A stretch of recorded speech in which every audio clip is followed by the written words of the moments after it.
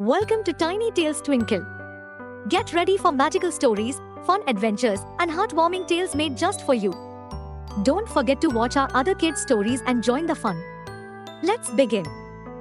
एक गांव था जिसका नाम था सब्जाजार। ये गांव घने जंगलों और सरसब्ज खेतों से घिरा हुआ था। गांव के बीचों बीच एक बहुत बड़ा और कदीम दरख्त खड़ा था जिसे लोग ई खामोश गवाऊ कहते थे।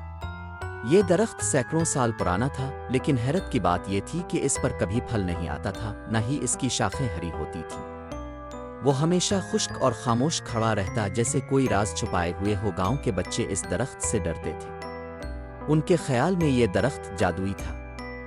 कुछ बच्चे कहते थे कि रात के वक्त दरख्त से अजीब सी आवाजें आती हैं, जैसे कोई सरगोशियां कर रहा हो।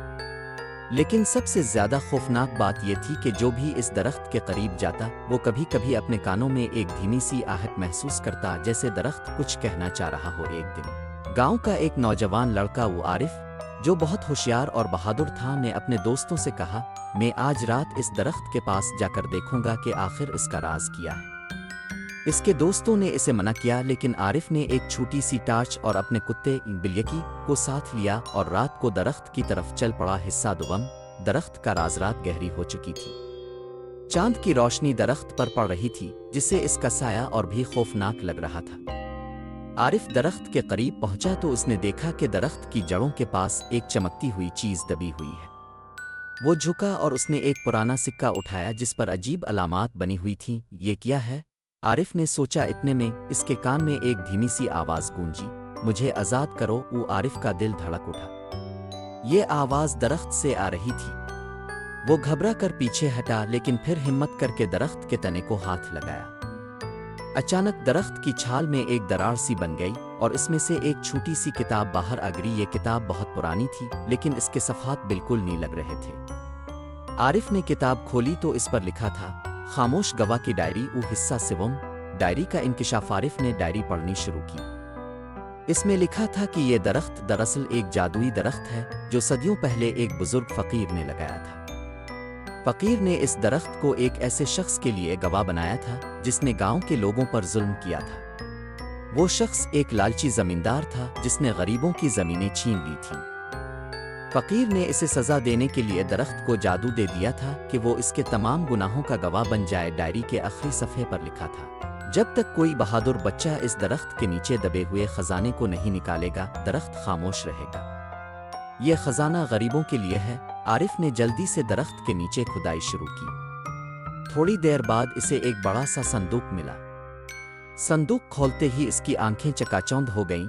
इसमें सोने के सके कीमती पत्थर और जेवरात थे। हिस्सा चहारुम, खजाने की तकसीम। आरिफ ने सुबह होते ही गांव वालों को सब कुछ बताया। सब हैरान रह गए।